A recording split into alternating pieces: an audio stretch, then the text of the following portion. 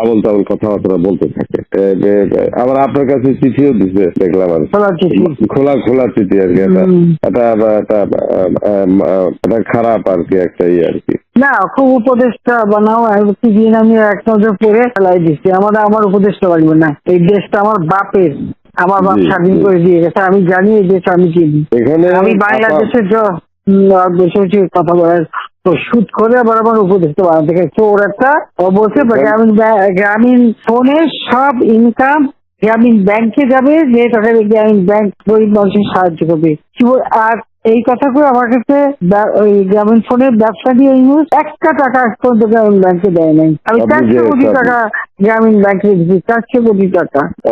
ওটা তার অন্যান্য প্রতিষ্ঠানে লাগাচ্ছি আর কি। না, তখন গ্রামীণ ব্যাংক ফাইলে বক্সে ঢুকাই দিয়েছে। গ্রামীণ ব্যাংক তখন ওই শেষ হয়ে চলে যাচ্ছিল, ওর বদলতে গ্রামীণ ব্যাংক মাঠে বসে গেছিল। ও তো সব ব্যাংকের সব টাকা তো লুচি খেয়ে গেছে। তখন আমি প্রথমে 100 কোটি, তারপর 200 কোটি, তারপর আবার 100 কোটি, এটা 98 সালে দিচ্ছি, চালু রাখছি। তখন এই গ্রামীণ ফোনের ব্যবসা ছিল। এই ব্যবসাটার থেকে যে লাভটা হবে সেই টাকাটা চলে যাবে গ্রামীণ ব্যাংকের, রেগুলার গ্রামীণ ব্যাংকের একটা সোশ্যাল ইনকাম থাকবে। এই বলে ব্যবসা নিয়ে যখন ব্যবসা নাই, তোমার বলে রাখি, যদি কোনদিন প্রশ্ন ওঠে বলতে পারবা, 51% মালিক হলো বাংলাদেশ আর 49% হলো নরওয়ে কোম্পানি।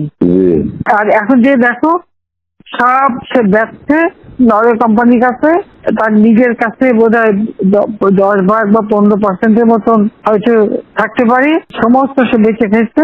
আর একটা টাকা কোনোদিন গ্রামীণ ব্যাংকে এখান থেকে দেয় নাই। আর আমরা সবকিছু ফ্যাসিলিটি তাকে দিচ্ছিলাম, রেলওয়ে, ফাইবার অপটিক ব্যবহার থেকে শুরু করে সবকিছুতে তাকে সুযোগ দেওয়া হয়েছিল। গ্রামীণ ফোনটা তো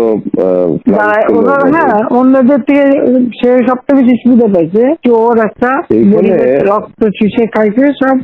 আমি বলছি যে রক্ত শোষা, গরিবের রক্ত শোষা। 30% তার হিসাব করলে 30% সুদ হতো। সে যা গ্রামীণ মানুষকে যে লোন দিত, তাতে তার যে কম্পাউন্ড ইন্টারেস্ট যদি আপনি ক্যালকুলেশন করেন, 40-47% দেখে এমন হয়, তাহলে আর লোকের আর কি থাকবে, ও তো গরিব আরো বেশি করে হয়ে যাবে।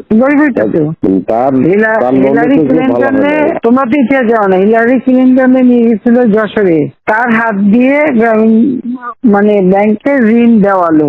এরপর সেই লোকগুলি সাধারণ গরিব লোক, হরিজন গ্রুপ, তারা ওই এলাকায় আর থাকতেই পারে নাই, কারণ ওই ইন্টারেস্ট দিতে তারা ফকির হয়ে নিজের যে বাড়িঘর ভিটা মাটি তাও কেড়ে নিয়ে গেছে। তারপরে তারা ওই এলাকা থেকে হারাই গেছে। দেন আমি খুঁজছি একজনের পাশে খাগড়াছড়ি, সেখানে যে এসে কাজ করে খায়, আর একজন কোথায় নীলফামারী নদী আসবে কোথায়, যে এরা ওই পরিবার সদস্য এলাকা থেকেই হারাই গেছে।